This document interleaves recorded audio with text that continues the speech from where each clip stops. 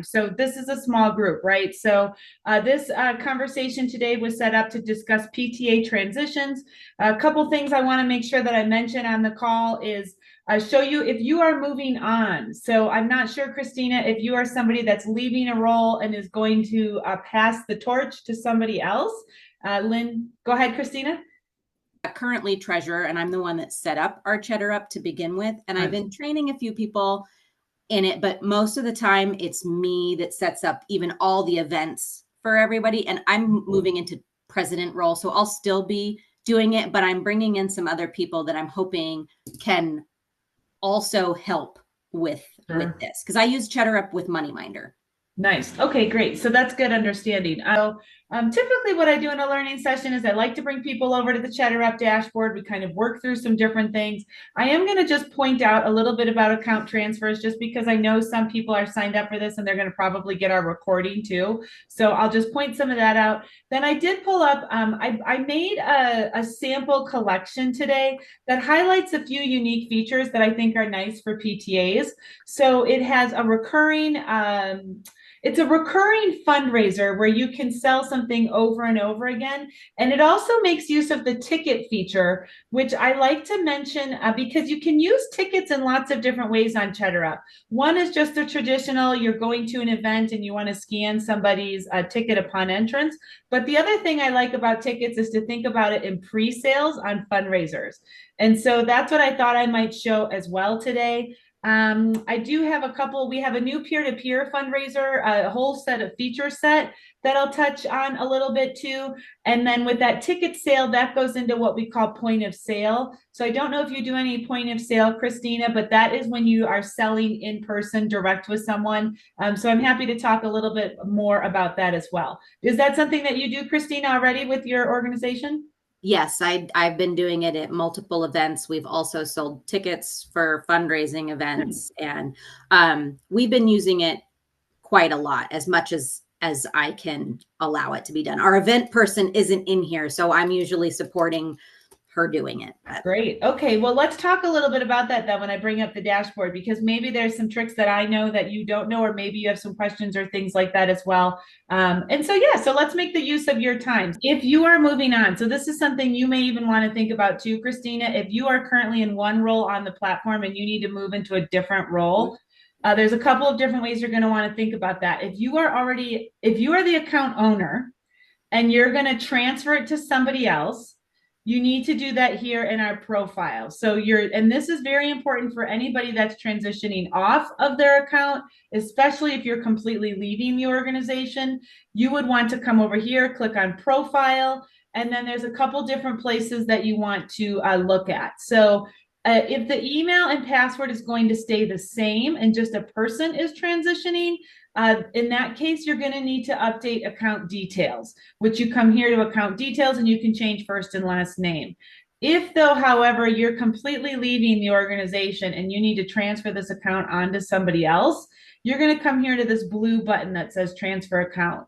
Right now, it's not, I can't access the blue button because I don't have a fully set up account in our demo account. However, when you're on the PTA, you should have this account fully set up. Sometimes people don't even pay attention to their profile and they move on without even realizing that this hasn't been fully set up. Before you can transfer an account to another person, a couple of things to note. The account has to be set up as an organization. So you do need your legal details on here. And then also the account has to be at a $0 balance. So this account currently has a balance on it. We like to we like to have the current owner transfer all the money off of the account. That basically puts it into good standing. It's at a zero balance.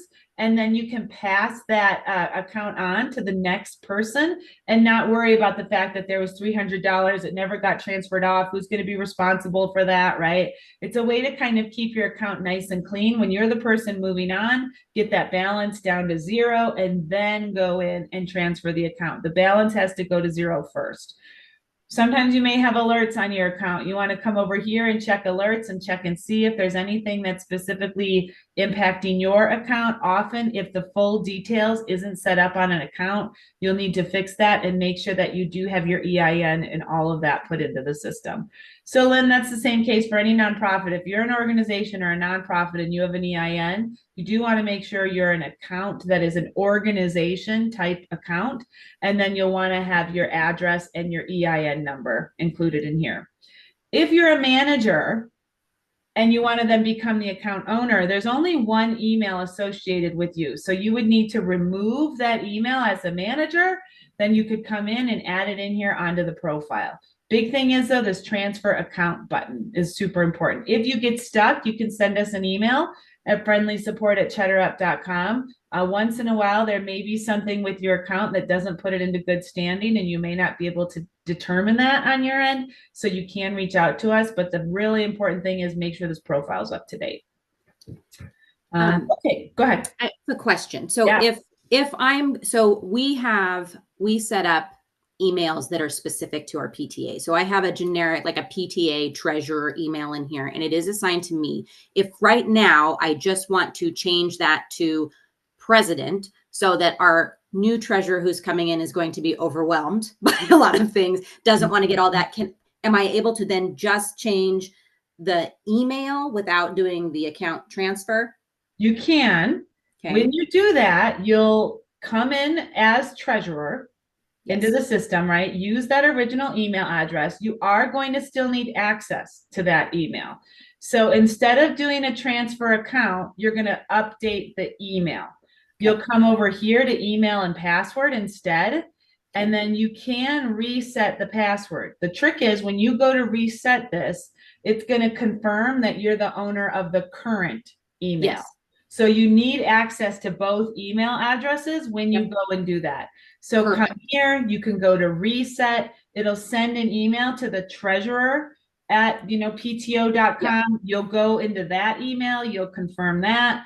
Then it'll let you switch out the email and you'll just put the new one in. So yeah, you can reset email addresses and you can reset phone numbers. Now we put your phone number under the heading called security, but that is basically your two-factor. You may have noticed over the last 18 months or so, we've gotten much more careful about two-factor. We think it keeps your account much more safe, much safer and secure, especially when there's a lot of this transferring of information. Oh, sorry, excuse me, I'm just gonna let someone in. All right, click on that.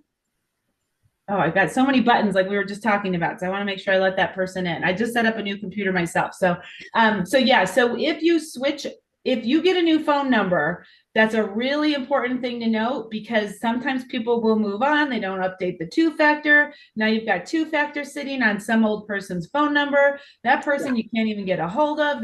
Or you get a new phone and you forget that you didn't update your Cheddar Up account, right? So two-factor is listed under security.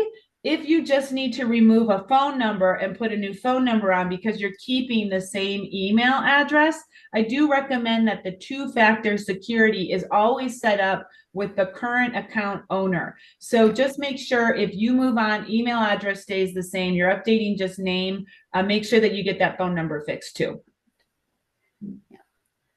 All of these headaches will save people a lot of energy in the spring, in the fall. When you're starting up that new year. And so you do just want to take a look at everything in your profile and make sure it's up to date before you get over to that next year.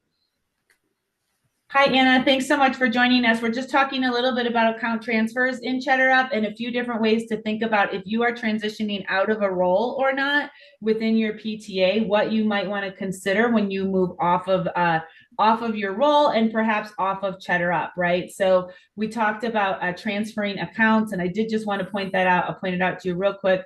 You come here to account details, which is through this drop-down menu in the bottom right. I went to profile, and then I go down to account details, and you need to scroll down to this blue button that says account transfer account. Right now, I don't have my account fully set up, so I can't do it. You want to make sure this is blue, a solid blue, and then you can transfer the account off of your name onto somebody else's name. Thank you so much. I have a quick question on that. Yeah, that's actually why I joined the Zoom. So I'm glad you're here. Yeah. Okay. So I am transitioning out of my role. I know it was my social security number that was put in on the Cheddar Up. Mm-hmm. So when I do that account transfer, do I need somebody else to put theirs in? And that takes mine out. Yeah, so you will want to know ahead of time who your new person is going to be, okay?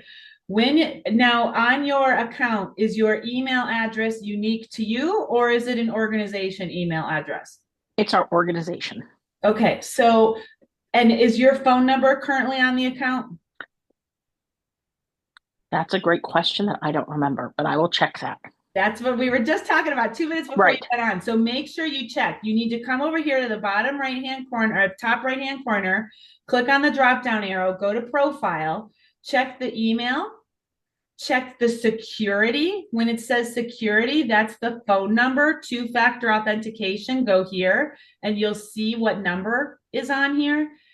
At that point, you'll want to remove that phone number.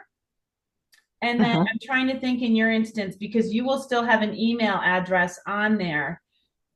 You might want to consider on your account having the primary email address in a personal email instead of your organization email. There are pros and cons to doing it that way. One reason why is because it does make the account transfer process much easier for you. And I do think that is going to probably solve you a little bit of headache moving forward if you want to do that. So you could take off that president email or what treasurer email, whatever it is, put the personal email of that individual that's the new person, and then that will allow them to set up all their new information and you'll completely get removed off of it. So will that email, but I do kind of like personal email just in that one spot. Perfect. I really appreciate that. Yeah. Okay, a couple of the things to think about. And Christina, this is something I like to point out to people too, is thinking a little bit about how to clean up your account at the end of the year. I have a demo account here, so bear with me. There's a lot on here, but one of the things I like to talk to people about is thinking about creating folders for archiving information based on academic years. And I also really like to talk to people about how that year label can be very useful in multiple places. So you'll see here, I have an example folder, 2025, 2026. There's a default folder that always exists in Cheddar Up. It's this first one. If you don't rename it, I think it's just going to say My Collections. If you rename it, you might want to rename it for your upcoming year. When you start the year, don't do it now. I would wait until the beginning of the fall. Maybe anytime you accidentally don't put a collection into a folder, it will at least default to this one. So you'll know it's a new current one. You may want to take your old ones then and archive them into a year. Some people like to have different collections by, maybe they have folders by heading or topic, which can work too.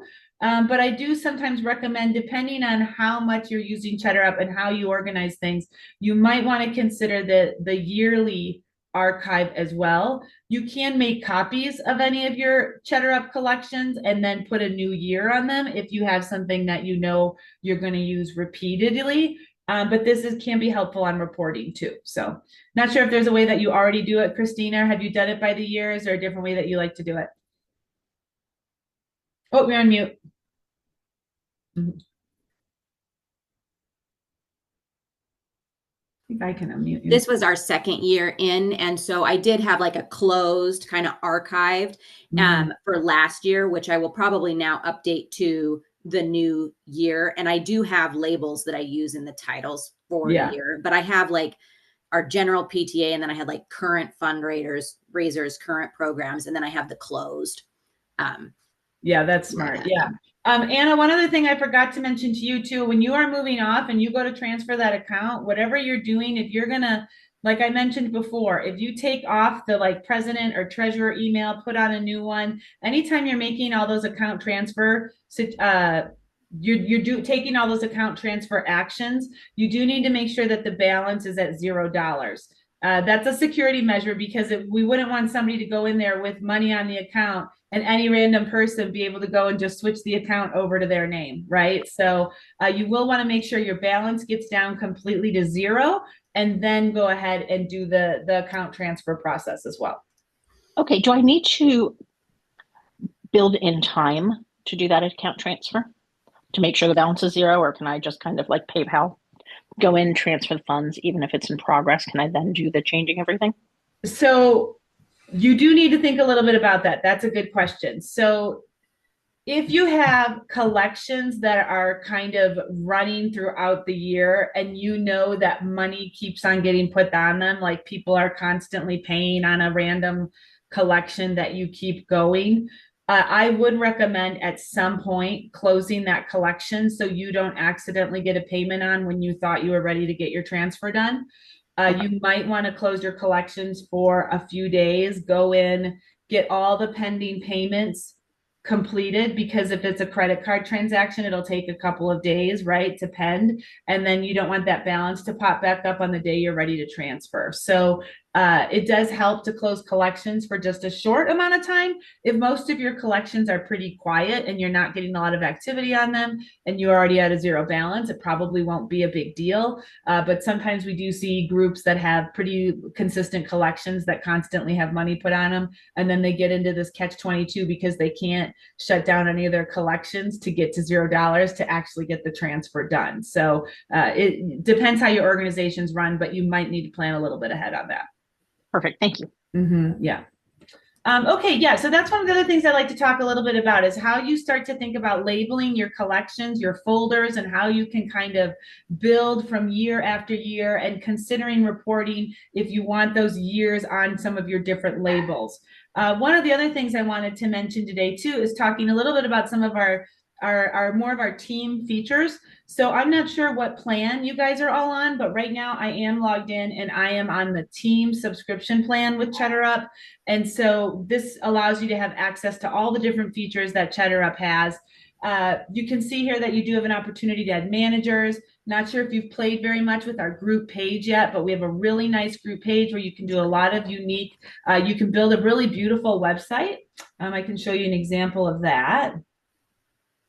That's what we do. We have teams because we have MoneyMinder and I love it. And I did it on purpose. We weren't getting a lot of hits on our regular website, and the group page, I've been watching it as it goes. And that's what we use now as our main page. And our school has that link to it. And we change it and have headlines and that's great. all kinds Good for of things. you. Yeah, you guys are power users then. That's awesome. So here's an example of one I always like to show people, this beautiful one that our team built.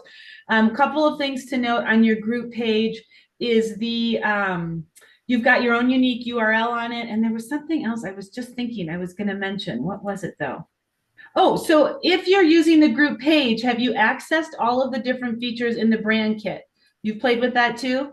Yep. Okay, great. Yeah, because I was going to mention here, this is a great brand kit. If you're on the team plan with us, you can come over to your brand kit and you can extend those images and colors to your group page and then also over to your emails, and you can set this palette too. So once you get to be an advanced user in Cheddar Up, these are some of these features that you may not have accessed before, and I do highly recommend getting that brand kit set up. It really makes everything pop and look really beautiful for your organization too. Okay, one collection I wanted to talk a little bit about today is thinking a little bit about how to create these recurring fundraisers that you know you can kind of run multiple years in a row or throughout one whole year, right? There's different ways to set up recurring fundraisers. You may set up one that you use our item type that is a recurring item type. That is when you can have people sign up for more of like a payment plan on something. But the other thing I'd like to talk a little bit about is how to think about running the same fundraiser multiple times throughout the year to try to get your most bang for your buck. It also allows you to start to create some repetitive fundraisers that people get used to, right? Repetition is king. If they miss it one time, maybe they'll do it the next time. Makes your marketing a little bit easier because you're talking about the same thing over and over again, rather than trying to have to introduce something brand new, something people have never heard of, help them understand what it even is, and then on top of it, get them to purchase or buy something. So here's an example of a recurring fundraiser that I have set up right now. It's a donut fundraiser. Let me show you what it looks like. So this is the payment page, and there's a few different ways you might. Oh, let me refresh this because I think I tweaked this. Give me one second. There's a few different things that you might want to think about on this. So I like to use that ticketing feature, not only for tickets to events, but tickets for prepaying items. And so on the prepaying, there we go. Sorry, I was frozen for a minute. On the prepaying, one of the things you might want to think a little bit about is running the same type of fundraiser multiple times throughout the year. When people prepay for something, you can use the ticket feature to prepay for something. And then you're selling these things ahead of time. And maybe you put a minimum or a maximum amount that you know you're going to sell. But if you can sell the same thing multiple times, a couple of times a year, or even every month, now you've got that recurring fundraiser that sometimes people will even try to rush to beat each other to, depending on what it is you're selling. So for example, this is like maybe there's a local donut shop, not just the donut shop that everybody knows. Maybe it's a local one that's in your organization, that's in your community that everybody loves. I have, for example, there's a French bakery near my students' high school, and it sells the most amazing croissants. And so I don't think everybody knows about that French bakery. And I do believe that that's an opportunity, right, to bring a product to people and partner with a local organization and maybe try to get something running on repeat. So here's an example of how you might do that. You would use the ticket feature.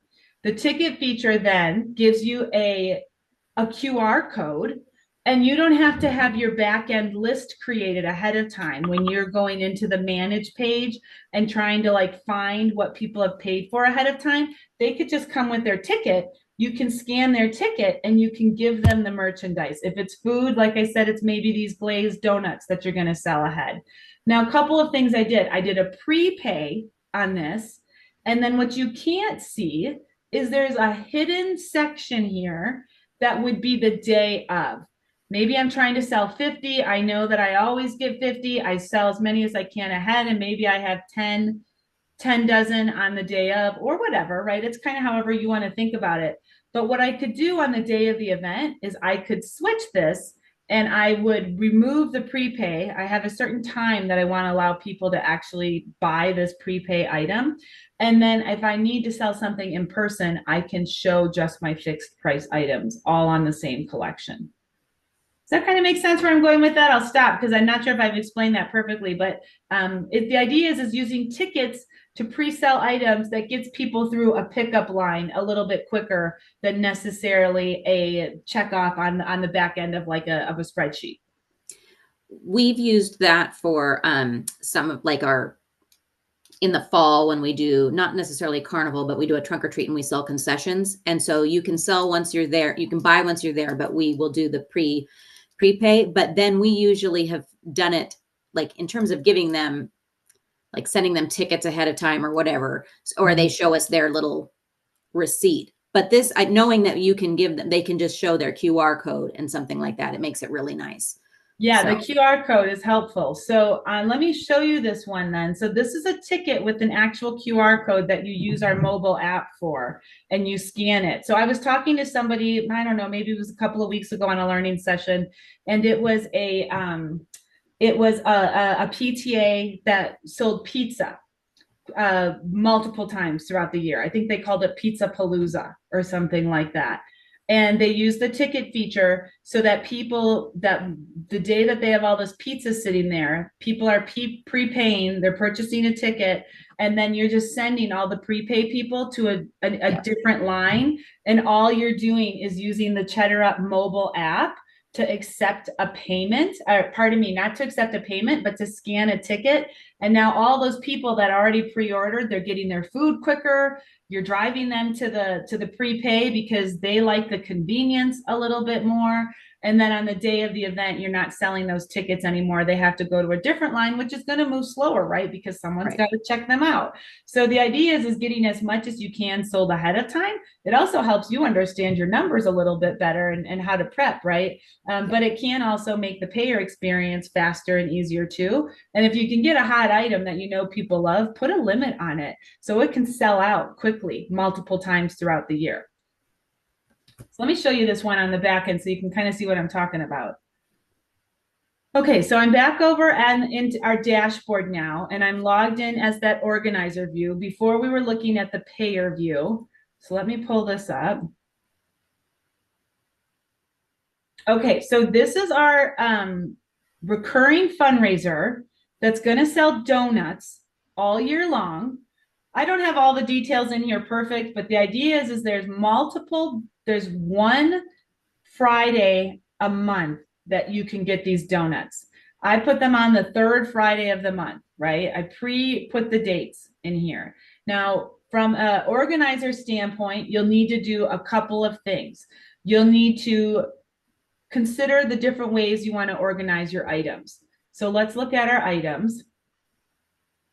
I put a prepay section on by date, and I labeled it, I used a ticket item. So ticket, again, the payer gets a QR code in their inbox, and you then, when they show up with that QR code, you're scanning it.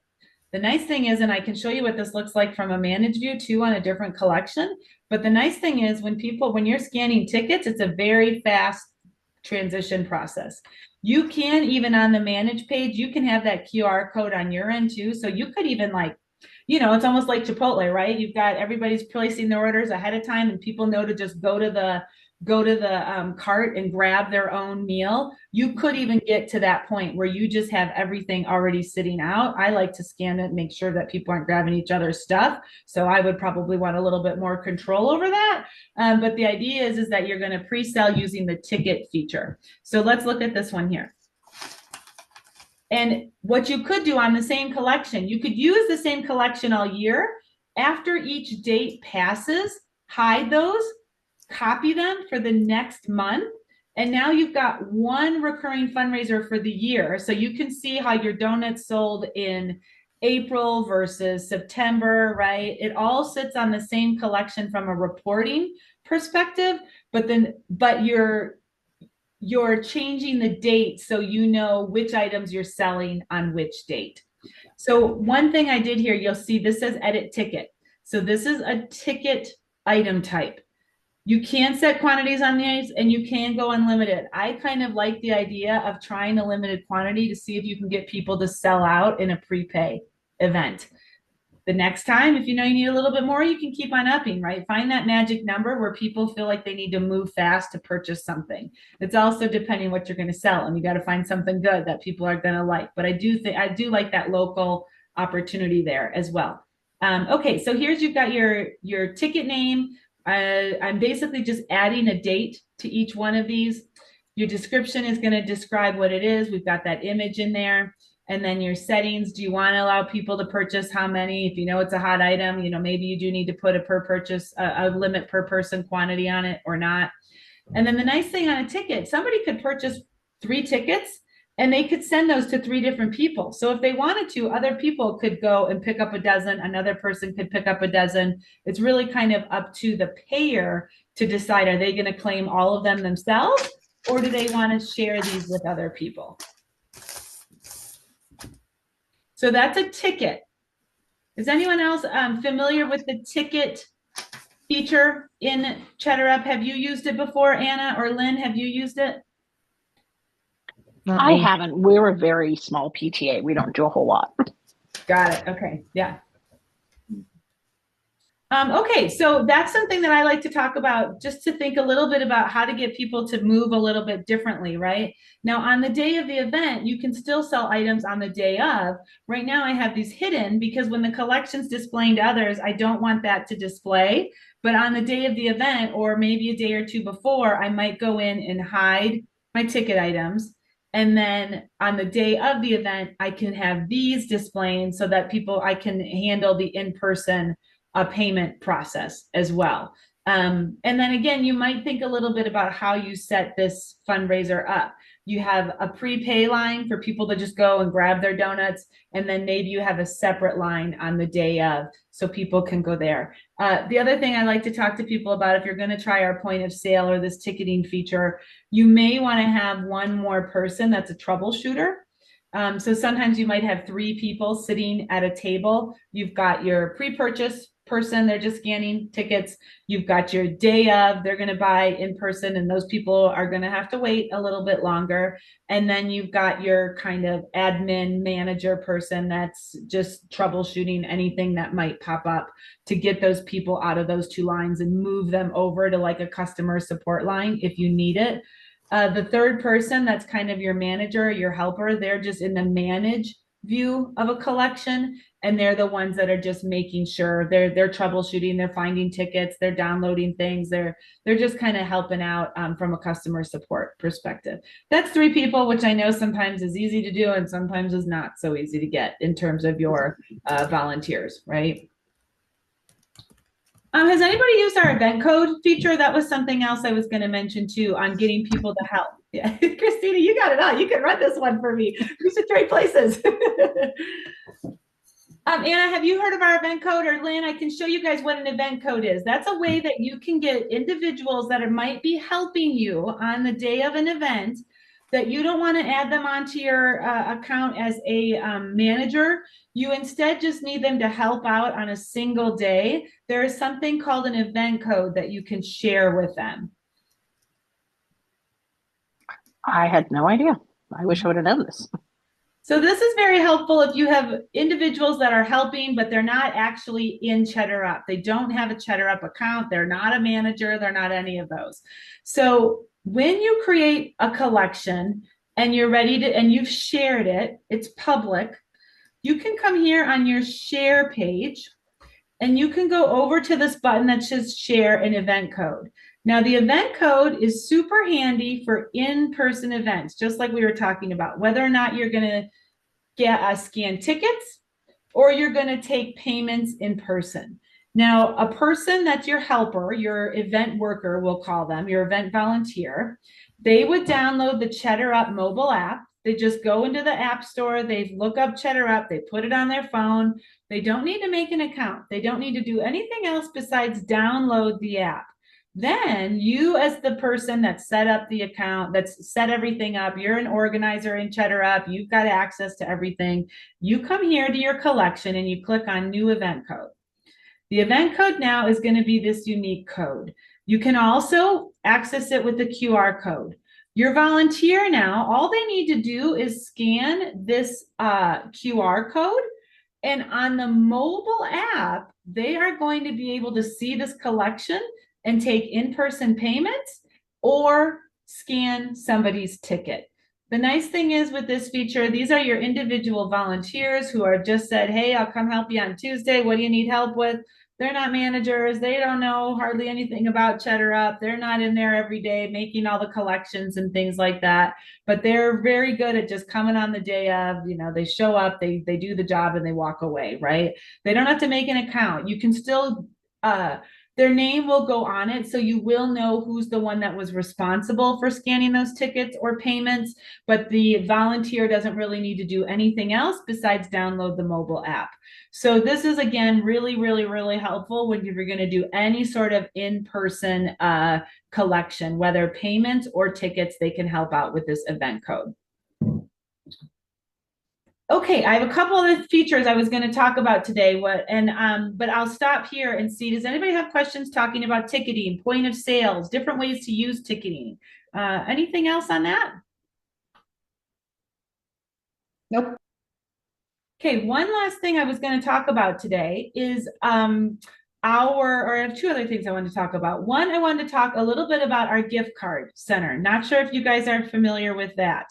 The gift card center is something that can be really nice to do, especially if you want to do a collection for teachers, maybe for teacher gifts, right? So here's an example of a collection where we are gathering money. Oh, I didn't mean to click on that. Pardon me. I wanted to go to the share, where you are gathering money for different teachers. Parents can contribute to the collection. They can contribute to the individual teacher that they want to give money for, 20 bucks, 15 bucks, whatever it is they want to donate. I'm going to pull this collection up. Bear with me. So parents are deciding, hey, it's Ms. Miller and she's great. I'm going to give her 20 bucks. I love the specials teacher. I'm going to give the specials teacher 15. I've got a kid in 3rd grade as well. I'm going to put some money in here too. And so basically all that money can be pooled into a single collection. Then what you can do with that money when it's all pooled is you can choose to send each one of these teachers a link to a gift card.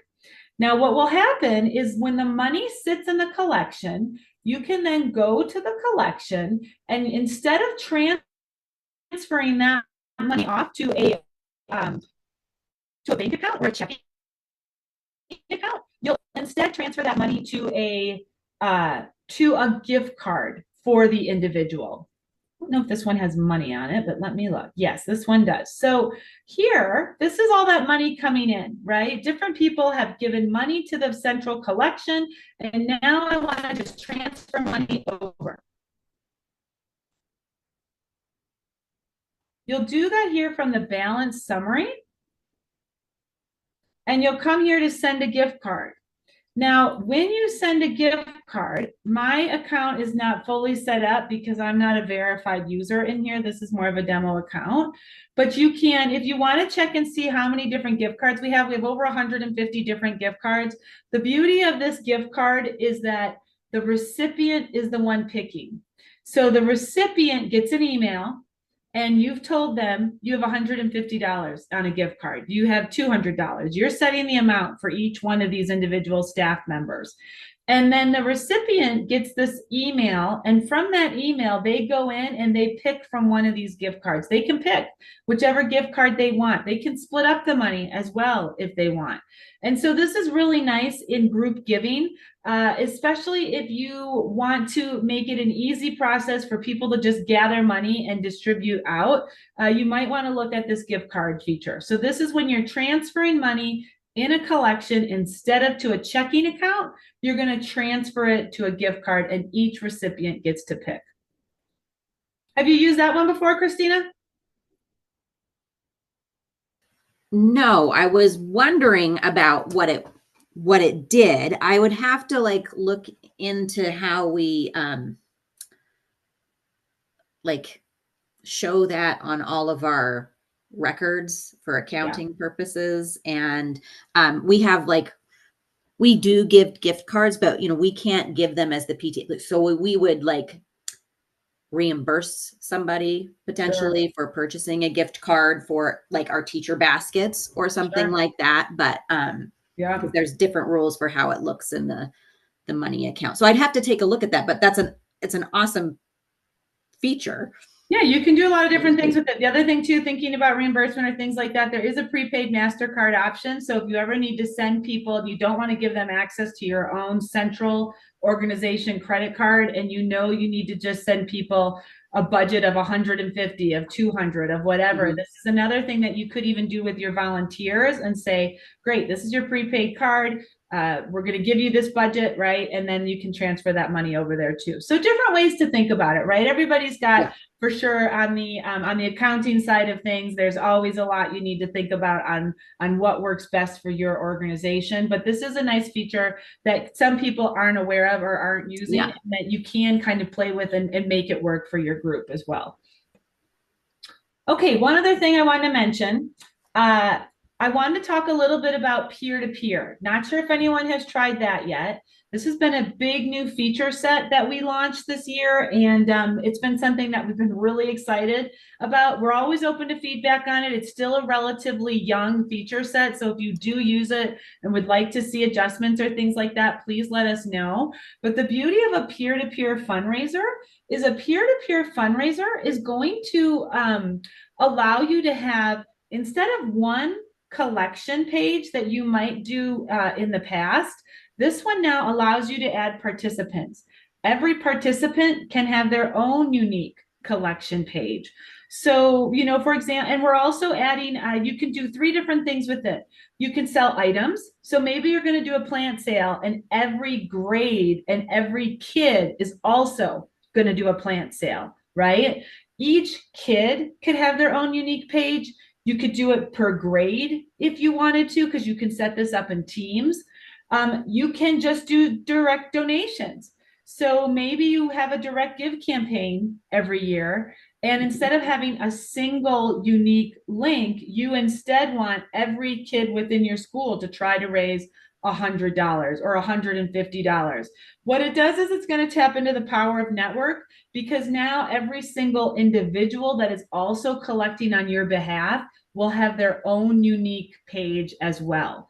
So this is going to create multiple participant pages. We have something that will be coming out soon within this feature called athons. So maybe you like to do a readathon, maybe you like to do a runathon or something like that. And you want every separate kid to have their own page within the within Cheddar Up for them to, it looks cute. First of all, grandma and grandpa would much rather see a picture of their kid or their grandkid up there than they would of the PTA, right?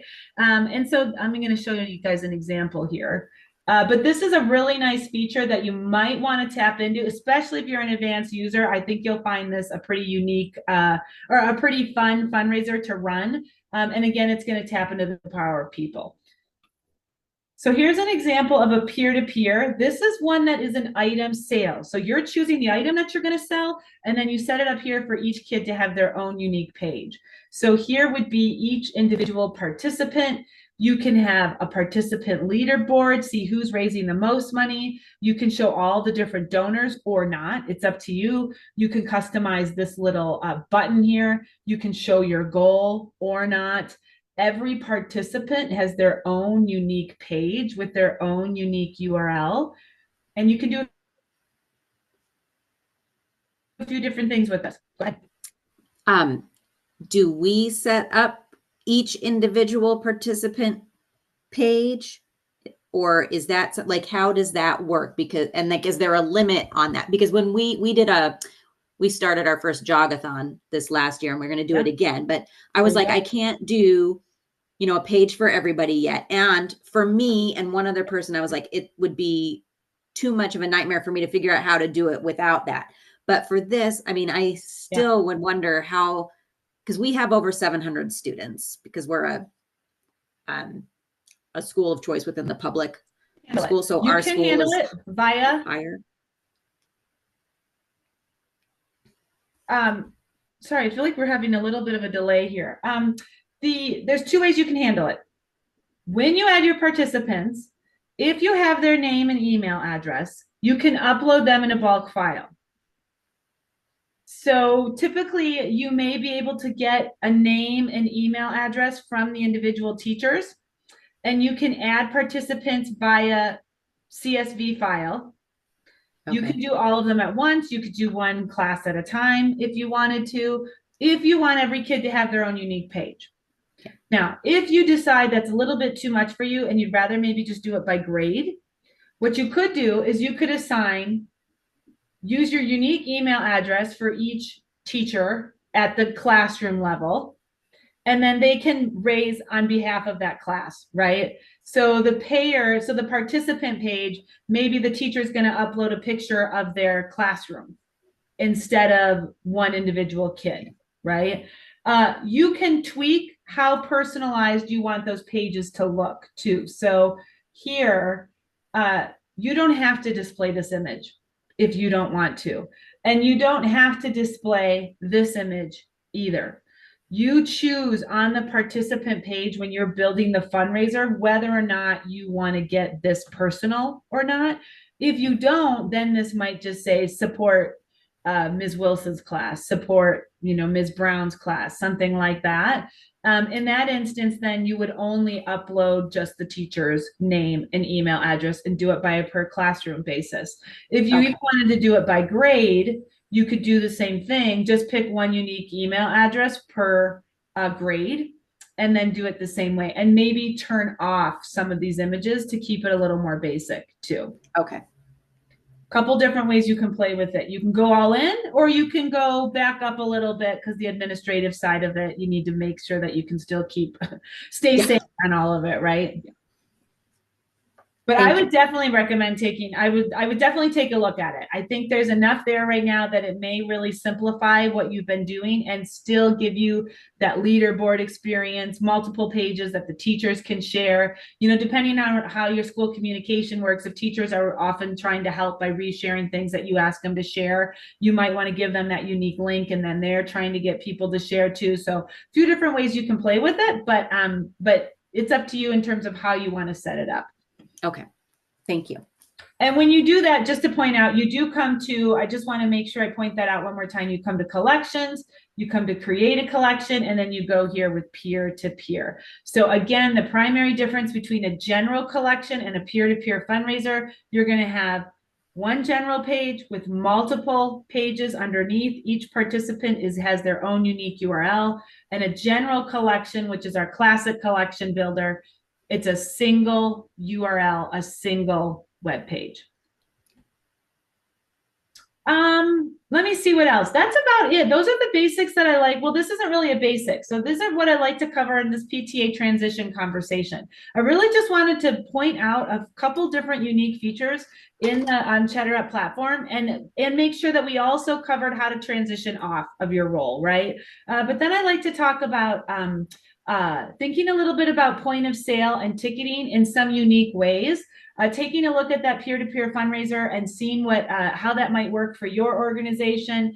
Talking a little bit about how to archive collections, thinking about your folder labels and things like that. Looking at that event code. If you have people that help out, but they're not actually managers, how can you utilize that event code to help you a little bit? And then again, I touched on it previously, but getting your account in good standing when you're ready to transfer it off, get it down to a zero balance. You may want to consider not using an organization email just for the account owner. That makes it a lot easier to pass on year after year. And then the one last thing I did want to mention too, if you are not on team, we do have a subscription discount right now running. And so you can use April 40 if you want to get the team plan at 40% off. So I will type that in here as well. Sorry, I've got a new computer here and some things are still popping up in random spots on me. But let me pull that up too, and I'll put April 40 in here. Any questions, comments, clarifications, things you guys want to go over still? Quick question. Yeah. If I have any trouble on the transition, because we are like the opposite of a power user, Cheddar Up, is there a way that I can contact anyone for help? Because I'm stepping down from the organization, so I want to make sure that all of my information is off of this Cheddar Up just to make it a clean transition. Yeah, so you're going to want to go here. I really, really think that if I were you in the circumstance that you're explaining to me, I would do two things. Mm-hmm. It sounds counterintuitive. Excuse me. Brain allergies. It sounds a little counterintuitive, but you may want to consider putting the account, just the email address, in your own name, in your own email. Right here, you would reset it. You would take off the president one, put yours on. Mm-hmm. Then when you come to account details, do that first. Then make sure your balance is at zero. Get everything transferred off, all the money transferred off, right? This way, no money's sitting there with your name on it in some way, shape, or form. You can't transfer the account either unless it's at $0. Right. So get your balance to zero, transfer everything off of the system, and then come down here to the transfer account. This will now be blue. You'll click transfer account, and what's going to happen? It's going to ask you for the next person's name and email address. You'll put in their name and email address. That person will then get an email sent to them. They will go in, add their email, their address, and it's also going to clear out your personal information. It's going to remove your date, it's going to remove your address, and it's going to remove the last 4 of your social security number. And now you know you've assigned it to a person with an actual email address and not a general email for your organization. Okay. That's what I would do. At that point, they will need to reset. I would tell them to reset the password too. Mm-hmm. And you are completely off and all of your personal information is off. There's a pro and a con to using the general account organization email because it's so general that anyone can get in there, and you want to make sure all of your stuff is off. If you put your email on just to update it and then transfer it off, everything's removed. That's perfect. So one last question. I'm so sorry. I feel like I've monopolized your This is time. what we're here for. So I'm glad you're asking the questions. Okay. Just it threw me off when I had to set. So, I stepped in, I took this presidency, and they're like, you have to set up this Cheddar Up. We don't have one. I was like, okay. And then it did like all the face scanning and everything when I was setting it up and all that. The next person need to do that? Yes. Perfect. So the person whose name is the owner of the account, and that is this primary person here on account details, they then will become responsible as the owner, and they will have to resubmit their identification. They will have to do everything. So you want to make sure that you go through the blue transfer account process.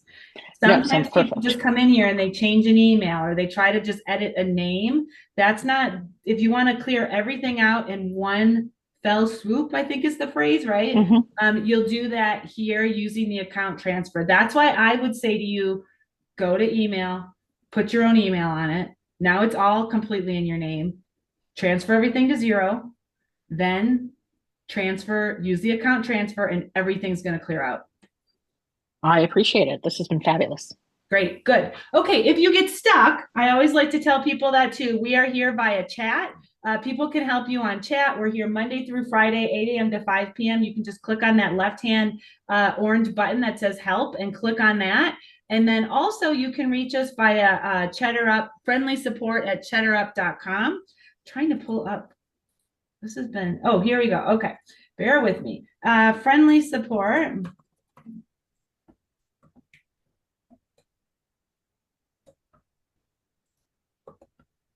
And somebody can help you on the transition. However, the thing that I would say is if you follow it the way I just mentioned, you're going to be in a good spot. And the new person, they can come join one of my learning sessions. We have them Monday, Tuesdays, and Thursdays, and I'll walk them through how to get started, right? And you will be moved off and not have to deal with it. So I appreciate it. I always start a learning session too. Tuesdays and Thursdays, 12 p.m. We cover the basics most of the time, but they should check ahead of time. But I would just update it, get your name off, and then they can start to learn what they need to learn. Wonderful. I'm going to log off. Thank you so much for your help. Yeah, thank you, everybody. Yeah. Christina or Lynn, any questions that you guys have today? Hopefully we covered some of the PTA things to think about and maybe give you something, food for thought or things to try. It's been very helpful. Thank you. Good. Yeah. No questions. Thank you. Okay. Thanks for joining, everybody. If you need anything, reach out to us again. And you should get a recording on this as well. So have a great spring and let us know if you need anything with those transitions in the fall too.